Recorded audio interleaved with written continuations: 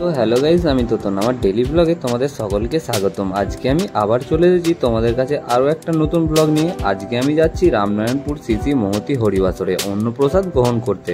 আজকে হরিবাসরের সুন্দর মুহূর্তগুলি আমি তোমাদের সঙ্গে আমার আজকের এই ব্লগে তুলে ধরলাম, তাই একটু স্কিপ না করে পুরো ভিডিওটা কন্টিনিউ দেখতে থাকো।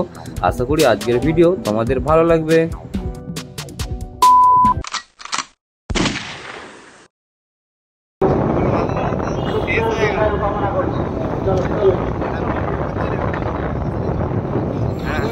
না ঠিক আছে, চল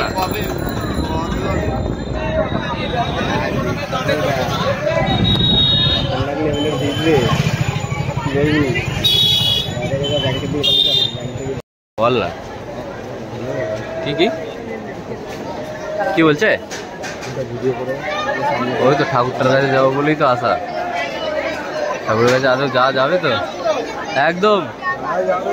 তাই দেখো, এখানে কিন্তু আমাদের ভোগের যে আয়োজন করা হয়েছে তার রান্না বান্না কিন্তু সমস্ত কিছু এখানেই হচ্ছে, ঠিক আছে। কাকুরা অনেক পরিশ্রম করছে এই গরমেতে, এই আগুনের সামনে থাকতে তাদের অনেকই কষ্ট হচ্ছে। ওনাদের জন্য তো ভিডিওতে একটা লাইক দিতেই হবে।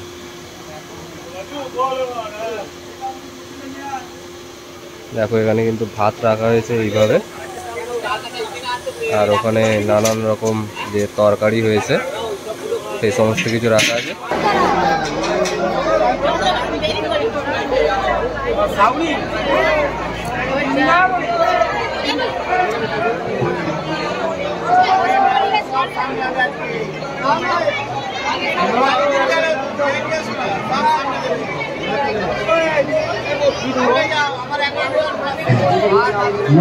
সেবা চলছে রামনারায়ণপুর শ্রী শ্রী মহতী হরিবাসনের পক্ষ থেকে। খুব জোর খিদে পেয়ে গেছিল, ঠিক আছে, ওই জন্য চুরি করে আলু ভাজা। ঠাকুর ক্ষমা করে দিও। যাই হোক, এখন আলু ভাজা নিয়ে এসেছি। তোরা কেউ খাবি? খাবি নি? তোর কথা বলছি, কাজ দিচ্ছে তো দেখে নিয়েছি কোথায় আমাদের বিজ্ঞানী মশাই। একবার হাই করো, হাই করবি? হ্যাঁ, এই তো ঠিক আছে। এই ছেলেটা প্রচুর ভাবে জল দিচ্ছে। হ্যাঁ ঠিকই আছে, ঠিকই। এই যে এই ছেলেটা দেখো প্রচুর কষ্ট করছে আমাদের, ঠিক আছে। এই যে দেখো ছেলেটা অনেক পরিশ্রম করছে। গ্লাসটা দিয়ে চলে গেল এইমাত্র। এই তুই তো আগের বারে খালি হাতে গেলি।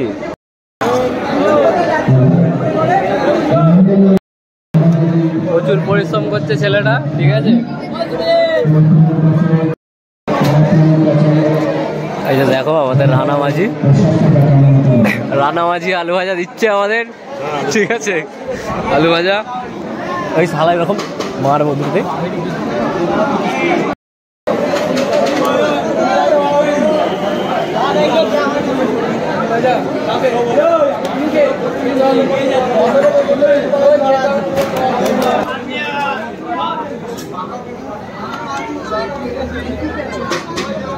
डाल दे तो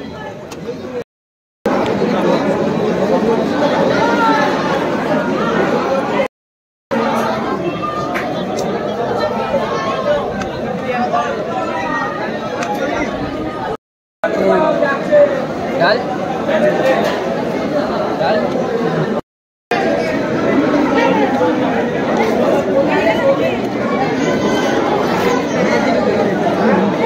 তো গাইস, খাওয়া দাওয়া শেষ হতে প্রায় 11টা বেজে গেল। খাওয়া দাওয়া শেষ হয়ে সোজা হাত ধুয়ে নিলাম, আর হাত ধুয়ে নিয়ে পৌঁছে গেলাম সোজা বাড়ি। আমার আজকের ভিডিওটা কিন্তু এখানেই শেষ। আমার আজকের ভিডিও তোমাদের কেমন লাগলো তোমরা কমেন্ট বক্সে কমেন্ট করে অবশ্যই জানিও।